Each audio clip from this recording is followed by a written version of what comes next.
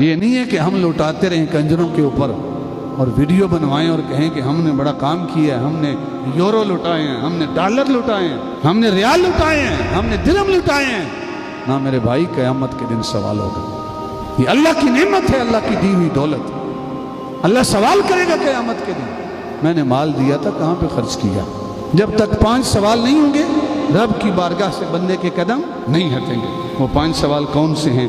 یہ ترمذی شریف کی روایت ہے، حضرت عبداللہ ابن مسعود راوی ہیں جس کے آپ ارشاد فرماتے ہیں، قال عن النبی صلی اللہ علیہ وسلم قال لا تزول قدم ابن آدم ولتنظر نفس ما قدمت لغد۔ ہر نفس کو یہ چاہیے کہ وہ دیکھے کہ اس نے کل کے لیے کیا بھیجا ہے۔ محبوب خدا ارشاد فرماتے ہیں، قیامت کے دن ابن آدم کے قدم رب کی بارگاہ سے، عند ربہ، رب کی بارگاہ سے نہیں ہٹیں گے، حتی یسأل عن 5، جب تک کہ اللہ کی بارگاہ سے اسے 5 سوال نہیں کیے جائیں گے۔ جب تک 5 سوال نہیں ہوں گے، رب کی بارگاہ سے بندے کے قدم نہیں ہٹیں گے۔ وہ 5 سوال کون سے ہیں؟ فرمایا، عن عمرہ فیما افناہ۔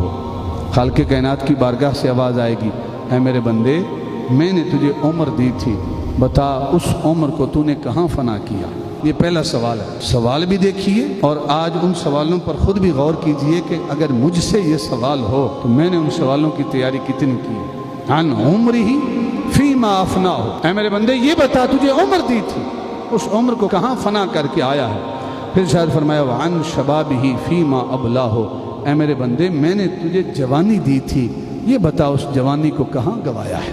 جوانی میرے نام صرف کی تھی، میرے حضور سجدہ ریز ہوتا رہا، یا یہ کہتا رہا کہ ابھی کون سی عمر ہے داڑھی رکھنے والی، ابھی تو شادی بھی باقی ہے، بوڑھے ہوں گے تو پھر داڑیاں رکھیں گے اور پھر مسجد ہوگی اور ہمارا کام ہوگا۔ نادان انسان، تجھے نہیں پتا کتنے دولہے ہیں جو بارات لے کے جاتے ہیں کہ میں دلہن کو بیاہ کے لاؤں گا، لیکن وہ بارات کی شہنائیاں جو ہیں وہ ماتم میں بدل جاتی ہیں اور دولہا میت کی شکل اختیار کر کے قبرستان جا رہا ہوتا ہے۔ کتنے دولہے ہیں جو میت کی شکل اختیار کرتے ہیں، اور تو اس امید پہ ہے کہ ابھی بڑی عمر پڑی ہے، کس کو اعتبار ہے ایک ایک سانس کا؟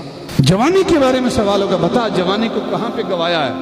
پھر سوال ہوگا، وعن مالہ من این اقتصبہ، اے میرے بندے میں نے تجھے مال دیا تھا، رزق کا ذمہ میں نے لیا تھا، لیکن یہ تو بتا تو نے مال کمایا کہاں سے تھا؟ تیرا مال کمانے کا ذریعہ کیا تھا؟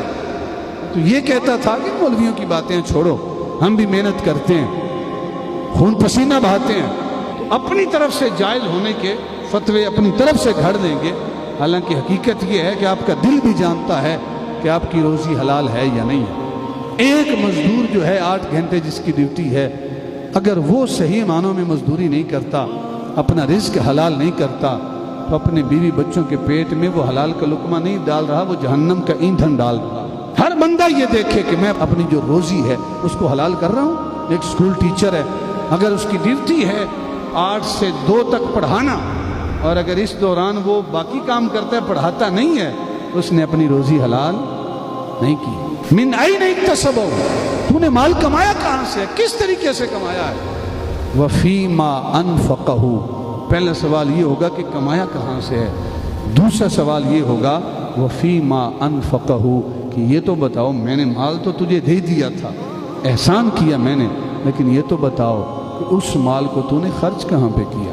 خرچ کا بھی سوال ہوگا کہ خرچ کہاں پہ کیا ہے۔ یہ نہیں ہے کہ ہم لوٹاتے رہیں کنجروں کے اوپر اور ویڈیو بنوائیں اور کہیں کہ ہم نے بڑا کام کیا ہے، ہم نے یورو لوٹائے ہیں، ہم نے ڈالر لوٹائے ہیں، ہم نے ریال لوٹائے ہیں، ہم نے درہم لوٹائے ہیں۔ نہ میرے بھائی، قیامت کے دن سوال ہوگا۔ یہ اللہ کی نعمت ہے، اللہ کی دی ہوئی دولت۔ اللہ سوال کرے گا قیامت کے دن، میں نے مال دیا تھا کہاں پہ خرچ کیا؟ اور اگر اللہ نے مال دیا ہے اور اپنے راستے میں خرچ کرنے کی توفیق بھی دی ہے تو سمجھیں آپ کا مال پاکیزہ ہے، حلال ہے۔ اور اگر اللہ کے راستے میں خرچ کرنے کی توفیق نہیں مل رہی تو اپنے کمائی کا ذریعہ جو ہے اس کے اوپر تھوڑا غور کرنا چاہیے۔